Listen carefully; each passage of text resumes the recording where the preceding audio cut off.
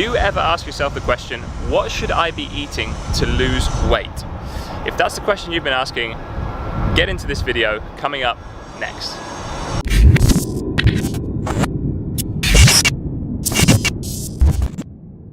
The first thing to understand is that your body weight really depends on your total calorie intake. That's the baseline. If you eat more calories than you burn, you will gain weight. If you eat less than you burn off, you will lose weight. It is that simple. Now, what should you eat to lose weight is going to come down to a diet that assembles the foods that you can eat without causing the least distress, the least disruption to your lifestyle, while making you feel as good as possible.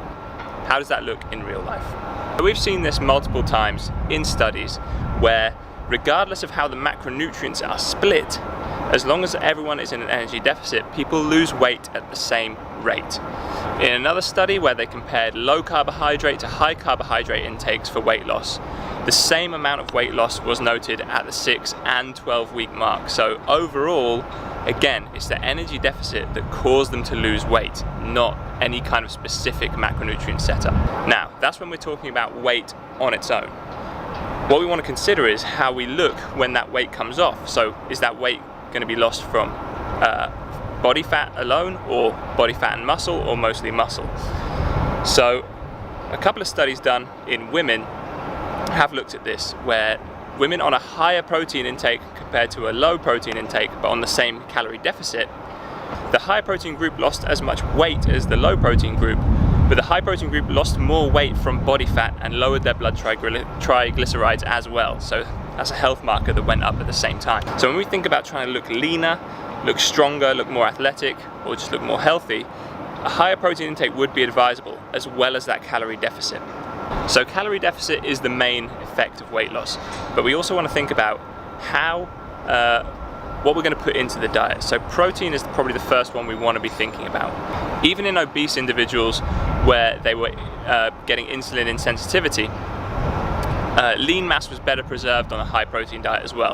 So when we're thinking about losing weight and retaining muscle, protein is the first step after calories that we want to be considering. So what about fad diets? What about the paleo diet? What about the ketogenic diet? What about a high carb diet? All of these diets do achieve the same thing. By cutting out a food group or a specific food, you end up reducing your total calorie intake. So what's worth thinking about some of these diets and why they are so successful is potentially with the paleo style diet and other low carb diets. You're chopping out foods that are very easy to overeat and increasing the amount of foods that are not calorie dense, so your vegetables, fibrous vegetables, and things like that, and lean proteins aren't very calorie dense for the amount of food you get. So people find they're eating a lot more food volume, but they're not eating as many calories. And this is really the success to the diet.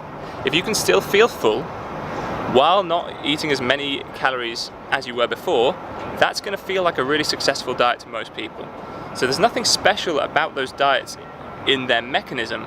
It's a calorie deficit, but the foods they choose make that diet more bearable and more easy to follow. Particularly when we look at the low carbohydrate diets, when people increase their fat consumption, those are going to be ones where protein and fat are responsible for increasing satiety, feelings of fullness, slowing digestion, again making people feel fuller for longer. So they feel like they're more successful diets. They feel like the energy is better for most people. And this is something to think about. The hormone CCK, which is a digestive hormone, is controlled by protein and fat. So if you have higher protein and fat, that's going to slow your digestion, slow your rate of gastric emptying, and you feel fuller.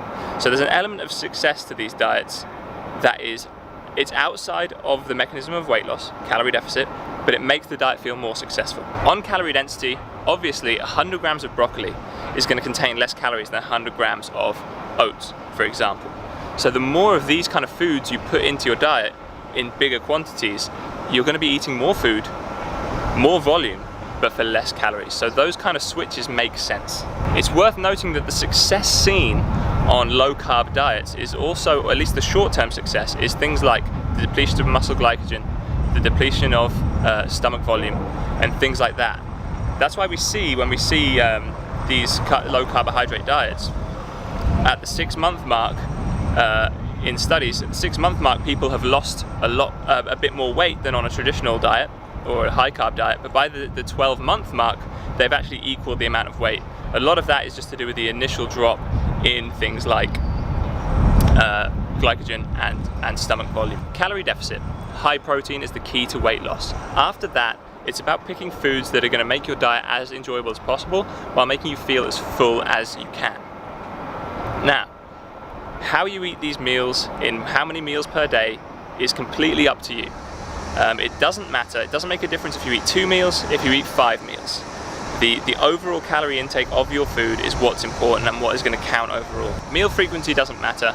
Equally, fasting, it can be a nice tool to use, but it has no immediate special effect.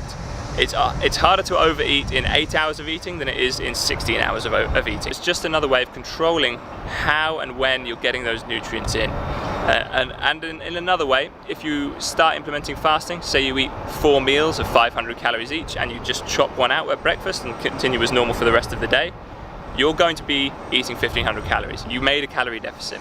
So although there's nothing inherently wrong with fasting, it is a way that you can just control when you're getting nutrients in and maybe reduce the amount overall through the day that you're getting any kind of calories. So there you have it, guys. That is what you need to eat to lose weight. You need to eat in a calorie deficit. You need to eat sufficient protein to make sure that you're losing weight from the appropriate places, body fat, and eat foods that provide you with as much food volume as possible with as few calories as possible.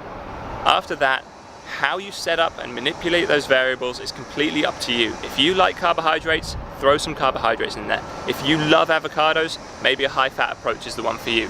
But get those first 2 points correct, and the other 2 or 3, like meal timing and fasting, don't matter and they come out in the wash. So I hope that was helpful, guys. If that's helpful to you or anyone you know needs to see this information, share the video, like and subscribe, and I will catch you in the next one.